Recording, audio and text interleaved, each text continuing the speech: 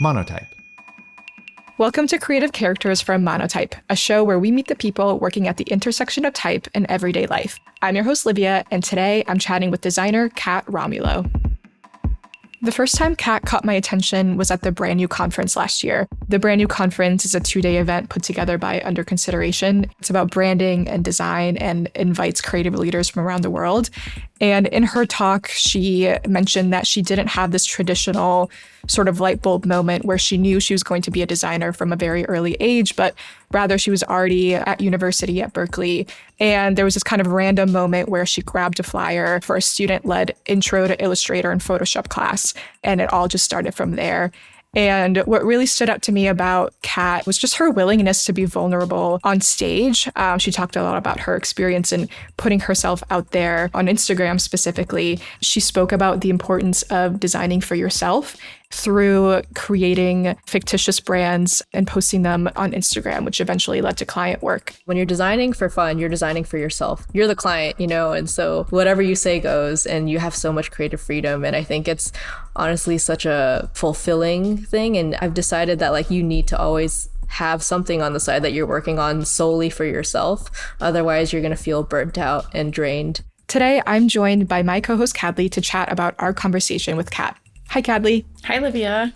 So, Livia, can you describe Kat's work? What does it look like? So I would describe Kat's work as being really bold. Think really big, bright colors, fonts that have a ton of personality. There's definitely no boring sans serifs here, but really big, beautiful serifs with huge swashes, gorgeous scripts, and this really beautiful thread of her own personality throughout. And it all just feels very her and very harmonious at the same time. What about Kat's story do you think might be interesting for our listeners? The reason I wanted to speak to Kat is because I knew that she got her start in design by posting her early work on Instagram, which led to client work. She continues to have a very solid presence on social media. And as a social media manager, I wanted to talk about her perspective on kind of the push and pull of social. You're posting something that's really personal, that really anyone can look at and want to judge. And I just know that there's definitely pros and cons to social. The pros being you can find your people on there, you can find your community. In Kat's case, she continues to find client work on social, but I know there's also these really damaging effects that are really difficult to ignore, like being an artist, but still needing to cater to the algorithm that you really have no control over. So as someone that, has built her career and her visibility on something like Instagram, I just wanted to see her perspective on that a little bit more. I know imposter syndrome and comparing yourself on social is a thing that we all fall victim to. So interested to hear Kat's perspective on that. And I'll hand it over to you and Kat for today's episode.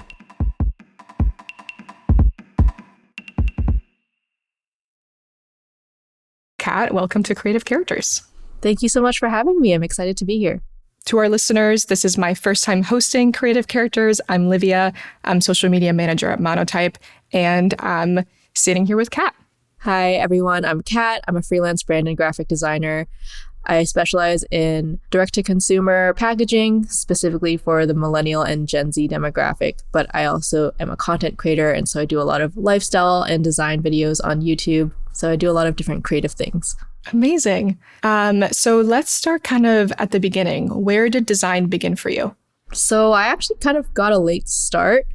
Design started when I entered college. I went to UC Berkeley and I had no idea what I wanted to do. So I actually entered as a conservation and resource studies major because I was very passionate about the environment and I didn't really have any other hobbies. So I kind of just picked that one on a whim. My first day, I kind of got to campus and there were a lot of just different people flyering for different student-led clubs. And the thing about Berkeley is they have a really strong student-led creative community. And so I was handed this flyer called Intro to Illustrator and Photoshop. And it was just this student-led class. And I applied and I got in and I fell in love with design immediately, my first semester there. And I've been doing it ever since. That's awesome. Was there something about that flyer or that class that spoke to you and made you want to act on it?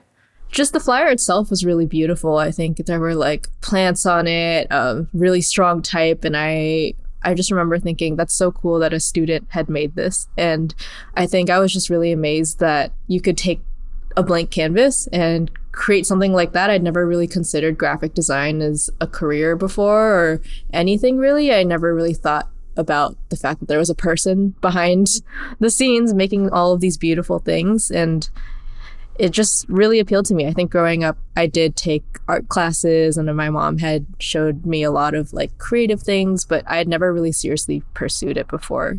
And so, yeah, it just changed my life. That's super interesting because I think that's something we hear from our guests on this podcast is they didn't really realize growing up that this was even a career path, or never really took the time or had, the education to consider that there's someone thoughtfully creating all of these different things. But are there any sort of like anecdotes or any stories that you think back on and you're like, yep, it makes sense that now I'm a graphic designer? Whenever my mom would take me to like places like Home Depot, those places where they have the paint swatches, like I'd always go to that section and I'd like pick up all of the paint swatches and just bring them home. And now I feel like it's really funny every time I whip out like my Pantone book.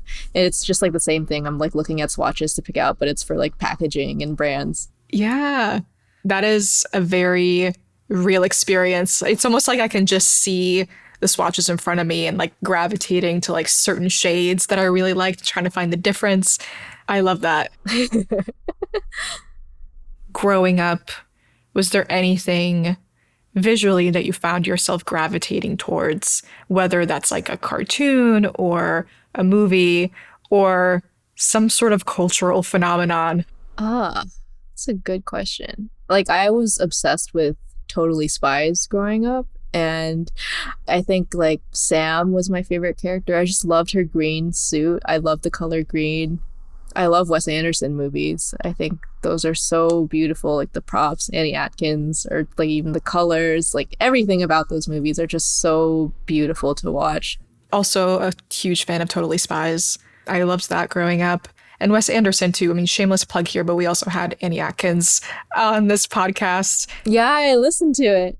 And I feel the same. Like that was another thing where I didn't realize how much work goes into the set and the props, and this is actually someone's job, and what an amazing and incredible job to have. Yeah.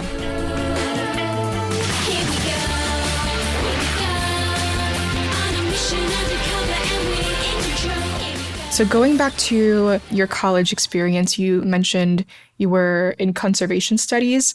Was there something about that coursework that you enjoyed, or did you learn something about yourself while taking those courses?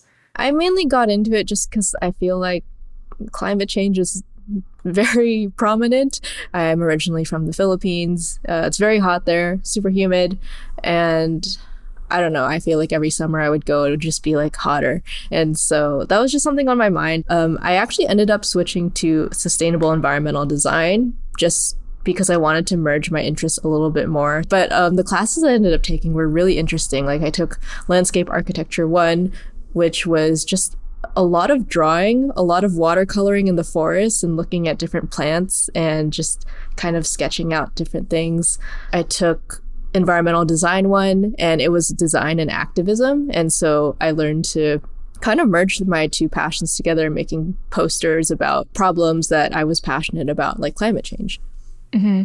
And would you say that taking these classes or having this background, does that affect your design work in any way and kind of how you approach working with clients? I definitely try to look for clients that align with my values. For instance, I work with this lentil brand called Lentiful, and lentils are a very carbon neutral product, and they're very nutrient dense. They're not too taxing on the soil, and he's clearly really passionate about that, the client, Lentiful. And so we've gotten along really well. We've been working together for almost 3 years now. Another example is Halia, which is a period care brand. They're based in the Philippines. They're making period care products out of biodegradable products and corn fibers and bamboo fibers. And so when you work with clients who kind of align with you, it's a very smooth process, and it helps to have like long-term relationships. it's overall just like a better time. So I try to find people who have values that align with me. Definitely. I think that's, like you said, kind of better for everyone involved.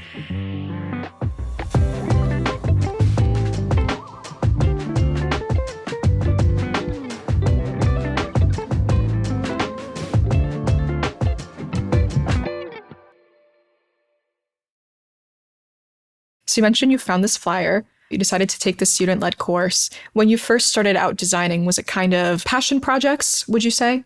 Oh, yeah, for sure. Like completely only passion projects. I mean, I was just a student, so it's not like I was able to just go out there and get these big flashy clients. And so I ended up just making a lot of things for fun whenever I had free time. I started this little challenge called Brandtober. And if you're familiar with Inktober, which is that concept where you have 31 prompts for 31 days of October and you draw a little ink drawing for every single day. I just did my own take on it and I made a brand every single day based off of random words that I compiled. Those brand projects I ended up posting on Instagram and they actually ended up getting a bit of attention, and that's how I got my first real branding gig.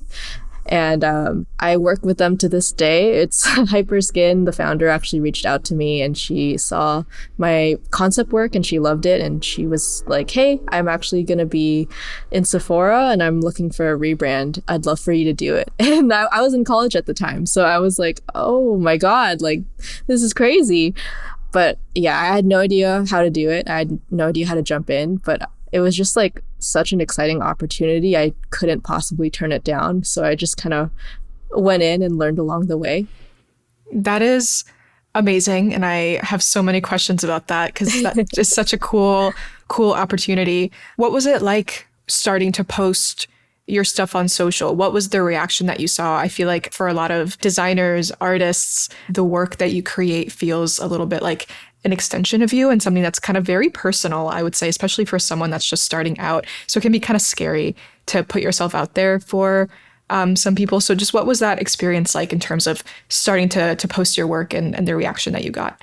I started that account just as like a place to document my work, just somewhere I could put it and access easily. I started it pretty much freshman year, so the moment I got into design. And so if you scroll all the way back through my account, you can see my very first designs, and they're not very good at all.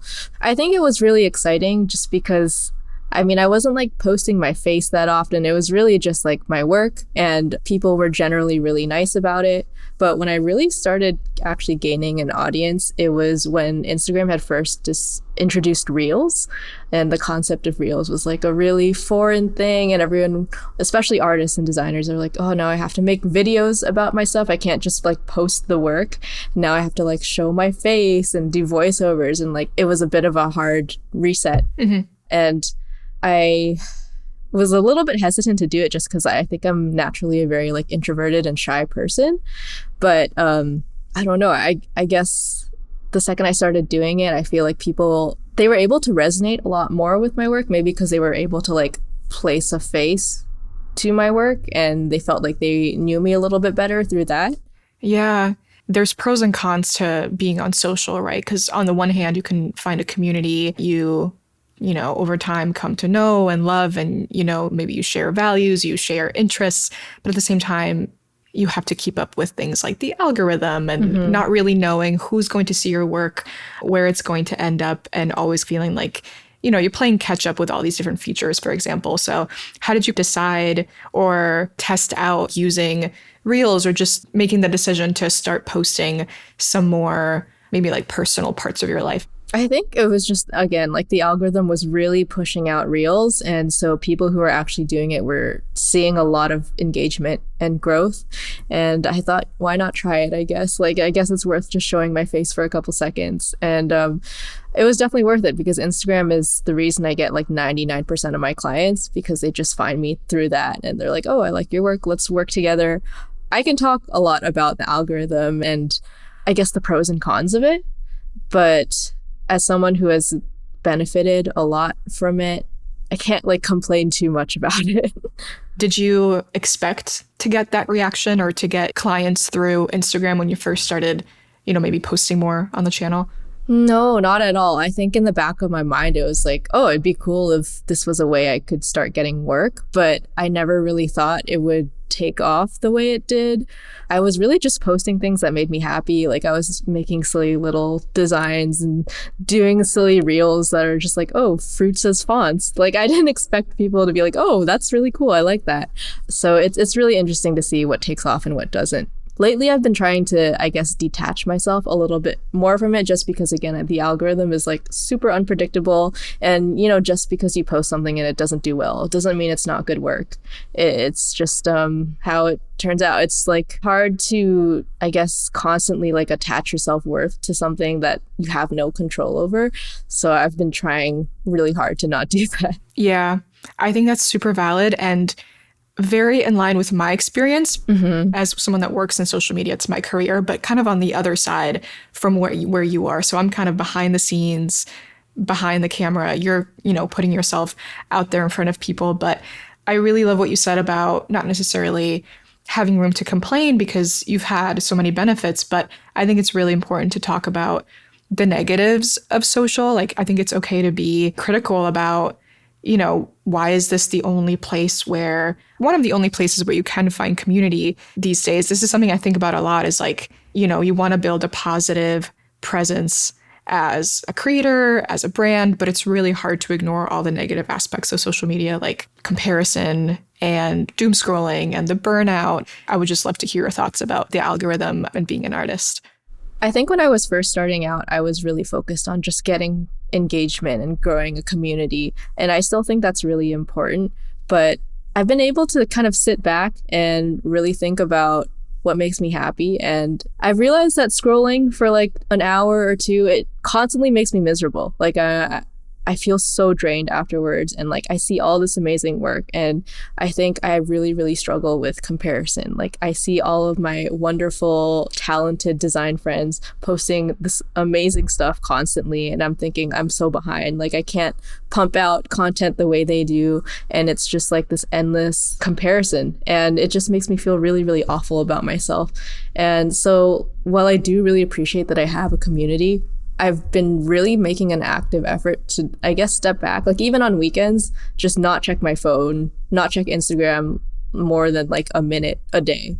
And it's actually helped wildly because then when I return to work for the week, I feel, you know, not drained. I feel refreshed. I feel like ready to go. I don't feel this like burden of like, oh, this person just posted this, that person just landed a really cool project, because I don't really know what's going on. I just kind of like open up the app and I'm like, oh, all right. So that has helped immensely. Yeah, I think setting that boundary is super important. It's also something that's really hard to do when these apps are literally designed to keep you on there as much as possible. And they just live in your pocket. And, you know, it's very easy to get lost in the scrolling, as you put it. And I think that's definitely been my experience too, is treating it like work and detaching from it at the end of the day or at the end of the work week. But there's definitely negatives to social, like you mentioned, with the self-comparison or comparing yourself to other designers. There's definitely some pros to it too, I would say. I think especially post 2020, something that I've been seeing is people having to turn to social channels or online communities to find their people a little bit. So would you say that you've also noticed some of those quote unquote benefits to social media, like finding friends or just people that you can kind of relate to and find a little community in the creative world? Oh, yeah, 100%. I have like a whole group chat now of other designers thanks to Instagram, where we are all mutuals and we've all met up at places like Adobe Max and things like that. And it's been really, really cool to just like connect with other people, because I think I work from home, mainly freelance, and so it gets a little bit lonely. You do need a creative community. I think it's really, really important to be able to meet up with people who are passionate about the same things as you and love creating the way that you do. And it's led me to really, really cool opportunities. Like literally right after this, my friends Ram and Gio, who I met through Instagram, they're coming over, and I'm also going to do a little podcast with them. And so yeah, it's been really cool. Literally in February, I went to this thing called Creator Camps, and it was hosted by a lot of different creative people from all types of fields, photo, video, graphic design, poetry, like everything. And we all met up for a week in the Redwoods and just camped out there and got to meet. And so it's really cool how Instagram can introduce you to different people that you would have never known before. Yeah, really, really grateful for that side of social media. You mentioned in that get together in the Redwoods, it sounded like there were creatives from all sorts of disciplines. So you mentioned writing, poetry, photo, video. What is it like relating to creatives of other disciplines? I would say it's really cool to get different perspectives. Like people were hosting different workshops there. And so one person held a poetry workshop and like talked about how she comes up with her poems. And one person held a kind of like storytelling workshop and how he uses a lot of metaphors basically. And he's just like, love is like a toilet. And he'll like take us through the whole process of how he comes up with these things and how he makes videos based off of that. So it's definitely interesting to see other people's creative processes. But I think on the flip side, like it's awesome to just connect with graphic designers and talk about very, very niche things. Yes. Like, you know, the really hot fonts that we're using or like the different Photoshop textures that we love to use. I mean, both are really, really different for sure, but just wonderful in their own ways.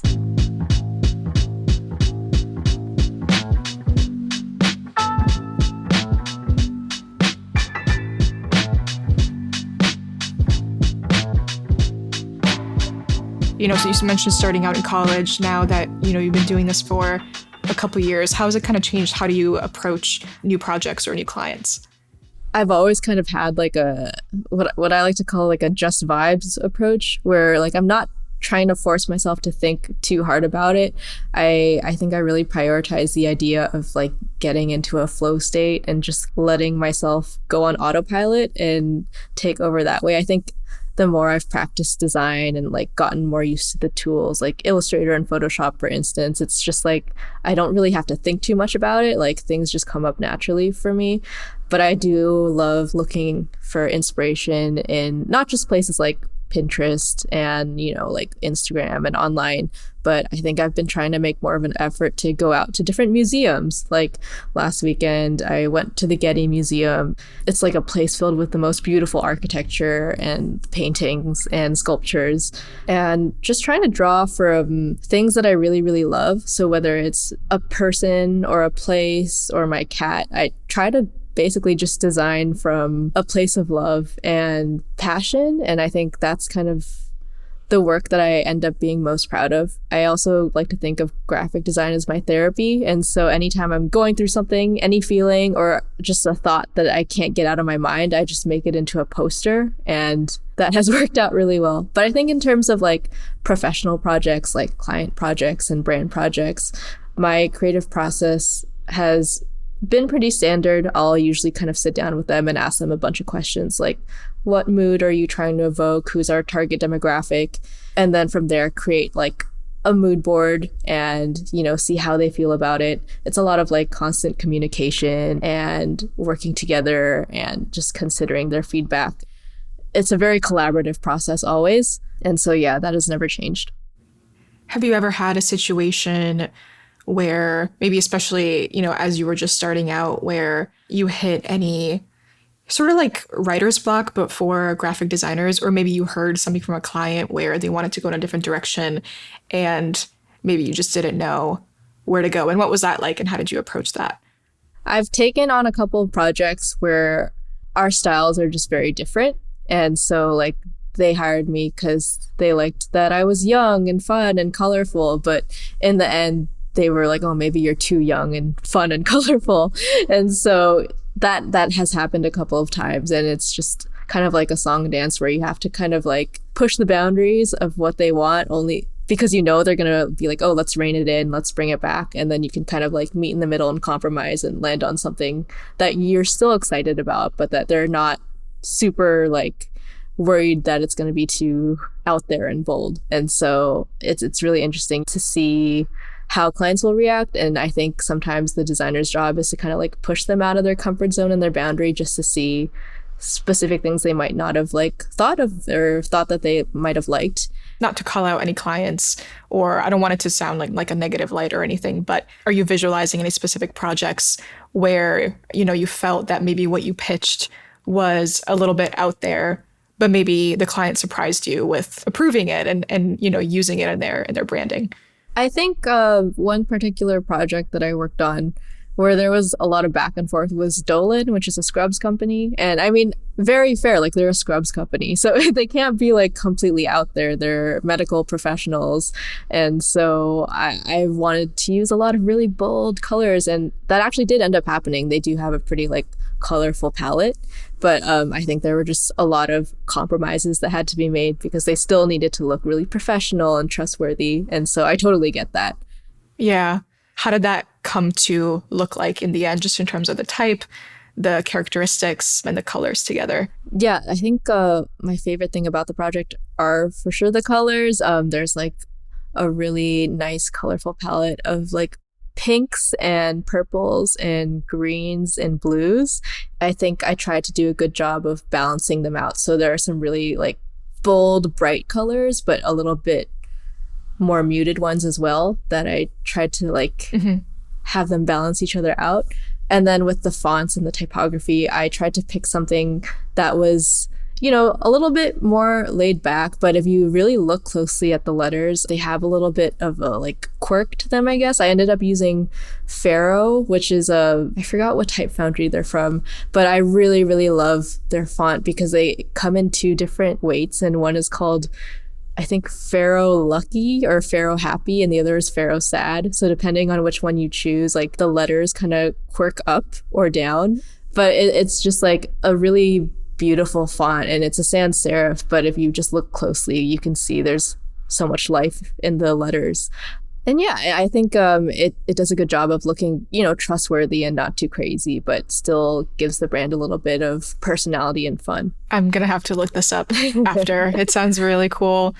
How would you say your design or your approach to it has kind of matured?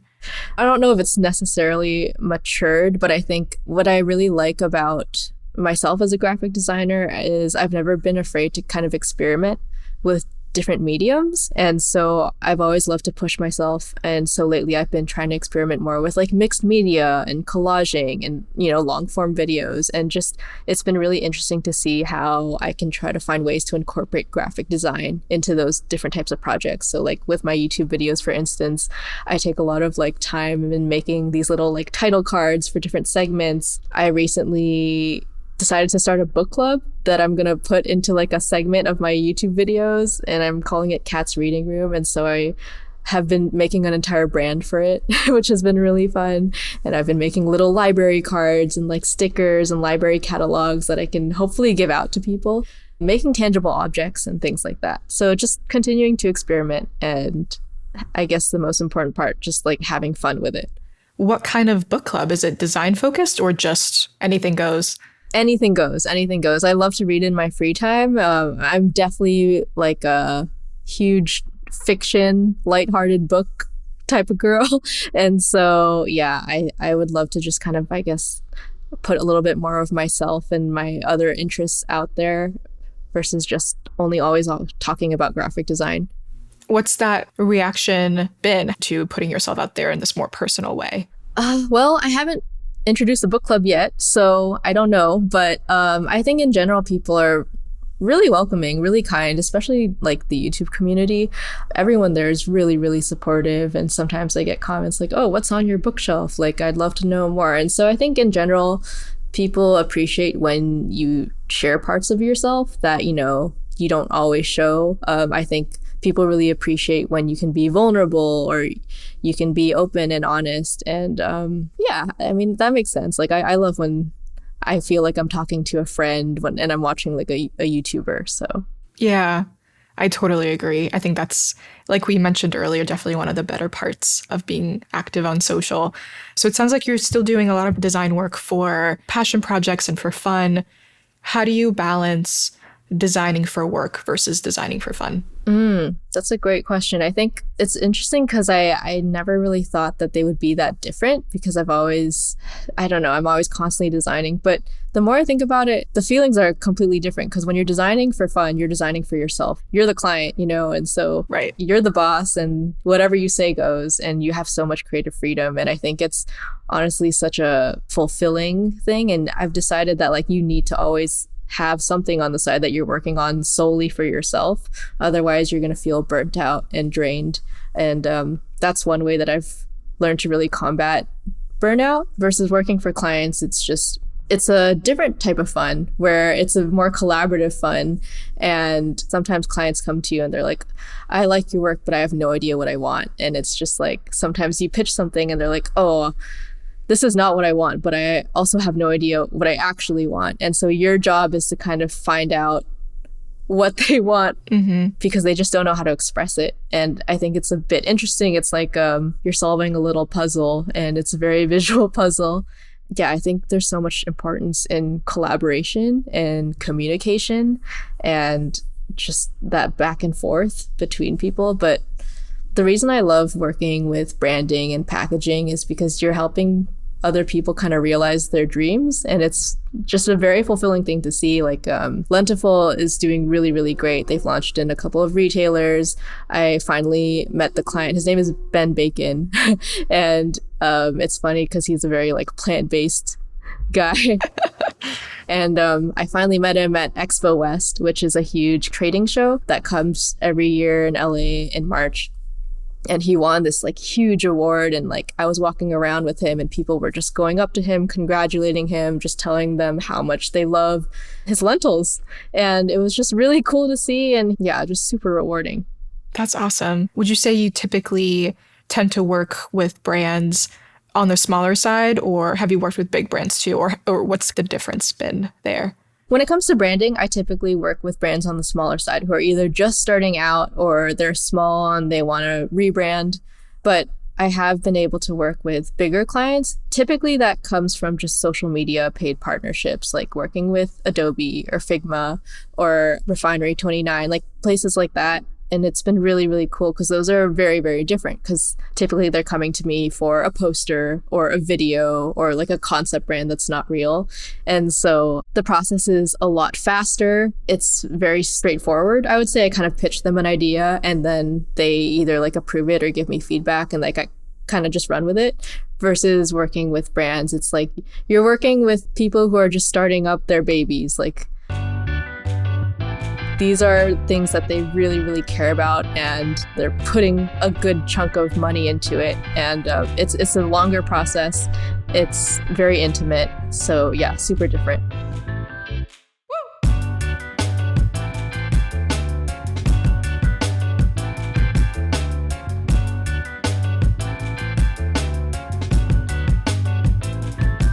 So I thought it was interesting that you mentioned that if you didn't design for fun, you would end up feeling, burnt out. And it seems like it's restorative for you, which I think is super interesting because I feel like a lot of the time with people turning something that they love, like a hobby, into a career, it can kind of have the opposite effect. I don't know. I've heard from like writers like, oh, I am a copywriter. And it gets really hard for me to write, after my 9 to 5. But it sounds like it's almost been the opposite for you, where you still need that creative output after your work hours. Yeah, I'm really grateful that I feel that way because I definitely get the side of where like, you spend all your time doing this creative work for another person. Like the last thing you want to do is just sit down and do more of it. But I feel like I really do think of graphic design as like a coping mechanism where like if I'm really just sad or just like going through it, I'll just put it into a poster. And I think one of the most rewarding things is like sharing that with the world and having people be like, oh, I needed to see that today, or like I really resonated with that. It's a very like healing process for me. I think I know what you're talking about. I've seen some of your cat posters, and as a fellow self-described cat lady, I do love them. And you also mentioned branching out into different mediums like mixed media and collaging. What made you want to pursue that hobby?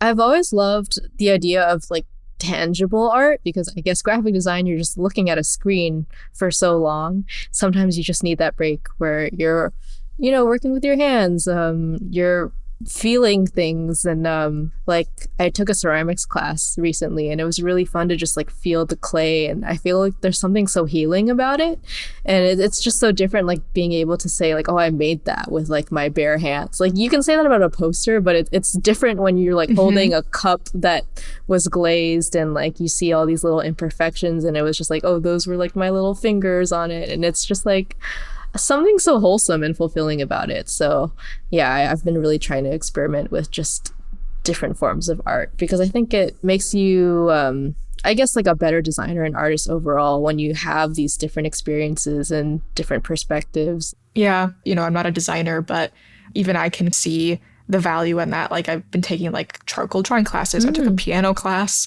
like a few months ago just because I was like, I just want something like pull away from my computer after work and just like use my hands to do something and explore something I've never done before. And it really does make a difference, I feel like, in your day-to-day and how you approach work. I completely agree. And it's like, I think I get so disheartened when people are like, oh, I'm not creative, I'm not a designer, I'm not like a good artist or whatever. Because I really do believe that humans are so inherently like creative beings. And like we're filled with ideas and talent and passion. And it's just like, you can harness that in so many different ways. You just have to let yourself actually do it. I think people shy away from hobbies or creative passions because they're like, oh, I'm not good at this. And like humans just don't like to be bad at things.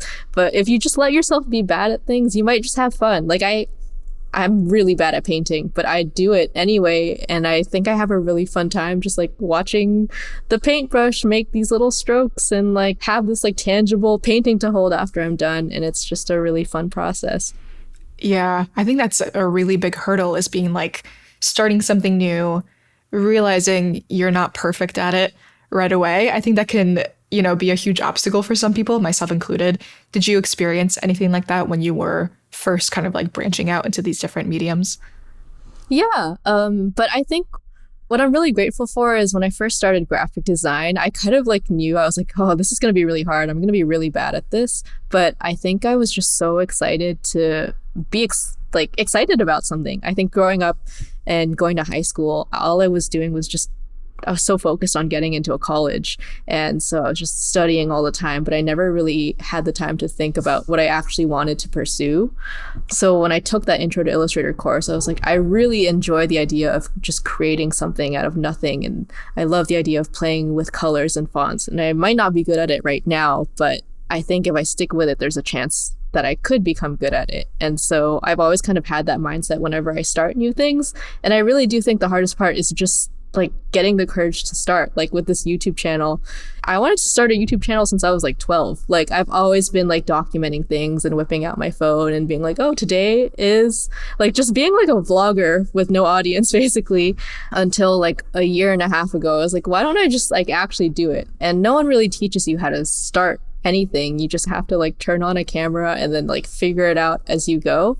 That's the hardest part, just starting. But afterwards, once you find the courage to start, you get to just have fun with it because there are really no rules, Yeah, I think getting the courage to realize you're going to be bad at something, but then also trying to focus on the experience of doing it versus, is this good or is this bad? Or what is the invisible audience going to think of this? Mm-hmm.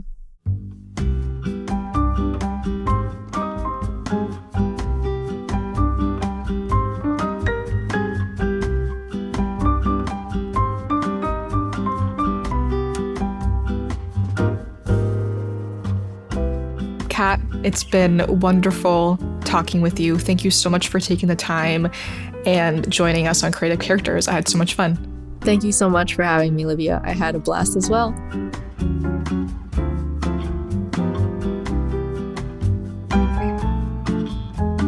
If you'd like to see Kat's work, check out her Instagram and YouTube at EdgyKatrina. Thanks for tuning in today. If you've been enjoying our podcast, tell a friend about it and leave us a review. Creative Characters is brought to you by Monotype. It's produced by Christopher Olin and Mia Sullivan. We'll be back with more episodes soon. Until then, take care.